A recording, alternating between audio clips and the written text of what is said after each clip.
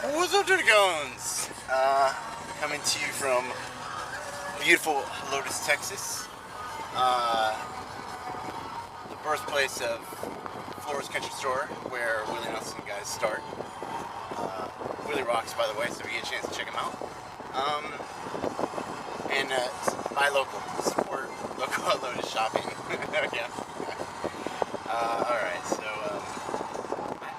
I was struck by a thought today, and I don't know if you guys, some of you guys, you're young, your father, does he like to make fun of you in front of other people?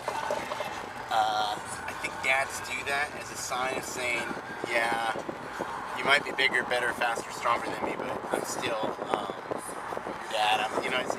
It's a power play. And the funny thing is, like, I don't do that. I mean, I talk crap to my kids in front of their face because I'm like, no, dude, you can do better. You can run faster. You should have gotten that hit quicker. But to other people, I say, oh yeah, you got 6 tackles, and I'm very proud of them. But to their face, like I let them know I'm proud of them, but you can't give too much. And so I think that's what why fathers do that to their kids. It's the I'm still your dad type of thing, and I'm kind of happy I don't do that because my dad used to do that to me, and it's like, oh, damn, dude. But I've heard that he said good things about me when I was there, so opposite of what I do. We'll see what happens. Today's podcast brought to you by Real Water, E Squared. So yeah, and then so if you're a dad, or you're gonna be a dad, always praise your kids, but not too much. And when you're talking to other people about them, I mean, unless your kid's in prison, you can find something good to say about them, I'm sure. So, and even if, hey, Johnny's getting out on parole next week, you know what I mean? Hey! So, it could work. Alright, so that was one thing. Two, people were asking about the dev course. I guess I haven't talked too much about it. The dev course is your crawl period. This is your walking-ish, maybe standing up. Because come Indoc, there's your walk, run. You can make mistakes in dev course and bounce back and be able to graduate. And I think that's what's important, is that you remember that. And I think you'll be good. I could be wrong, but I think it'll work. And yeah, I guess that was it, just a quickie. I wanted to enjoy this beautiful sunny Texas night.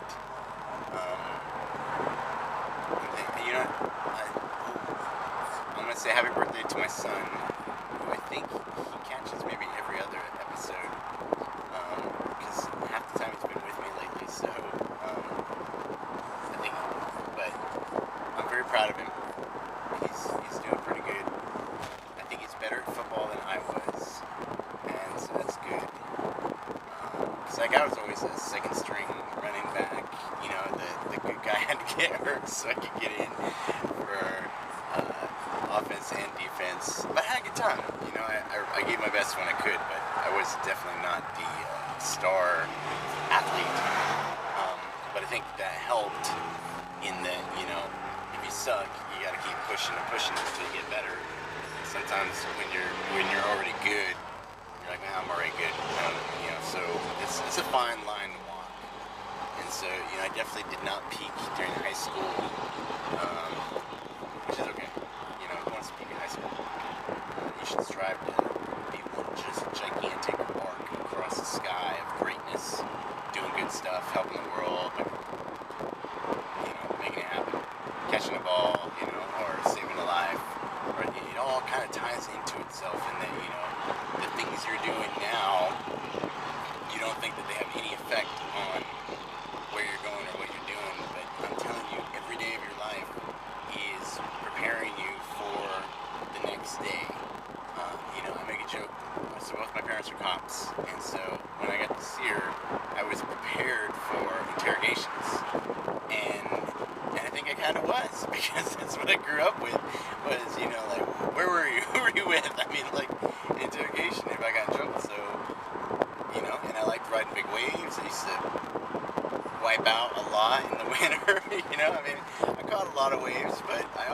off on a lot of waves that, maybe I was going to make, maybe I wasn't going to make, but what the hell?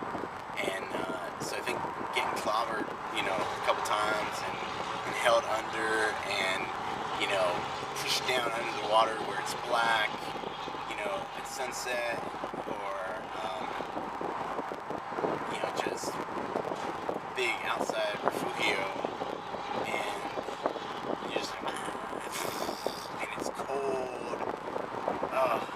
It's cold, the headache, and but, you know, I digress. But it's worth it, because all that prepares you for Indoc, you know, it prepares you for life. And so look at everything you're learning to do, whether it's the life cycle of a caterpillar, you know, because I have actually used that bit of knowledge with a general one time. He was into caterpillars and butterflies, and like I just happened to know some random stuff, so we were able to just talk and just, that's all you need, just to be friendly with people, just something you can chat about, you know.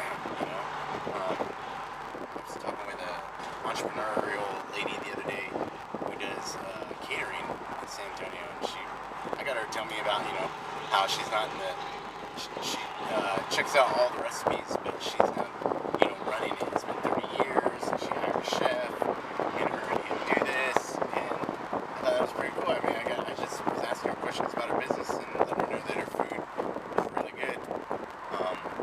So, you know, and I don't have, I think only 2 guys sent in what they did, good deeds, so they both win. And so email me, and I will send you a cool thing. It could be like a PJ patch, or a copy of Gates of Fire, something, you know, say, hey, this, I'm affirming that you're doing a good thing. You know, thank you for doing a good thing. The universe thanks you. And I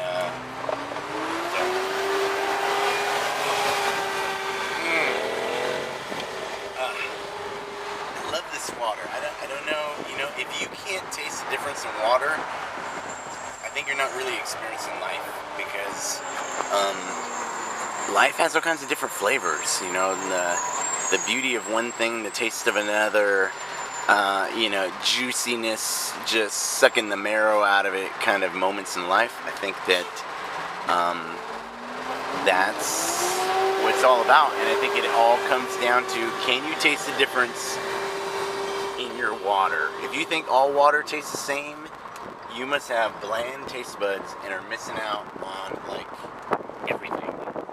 Everything. That was from Katt Williams. Love the guy. He's hilarious. I only give credit to where, you know, like I steal something, so people are like, oh man, this guy's much funnier than I think he is. And then, so I give credit. Any number of great comedians who've stolen bits from people. Not that I'm a great comedian. I'm D-list at best. You know, cone celebrity, which, you know, you've got to be, you know, a celebrity with cones. I mean, I don't know, I can dig it. Cones are good. But, alright, so, Dallas guys, contact me. I got another guy in Dallas. I lost everybody's contact. My phone got wet, so I don't have anybody's phone number. Dallas guys, there's a new guy. So contact me, and I'll give you his info. That's you, Jordan, and other people whose names are failing me at this moment. Los Angeles, there is another guy in Ventura. There's a guy in Newberry Park. There's a guy in Santa Monica, and there's a guy in Hollywood. And so I put the Hollywood guy with the Ventura guy. So if you need to, let me know. Find somebody to work out with.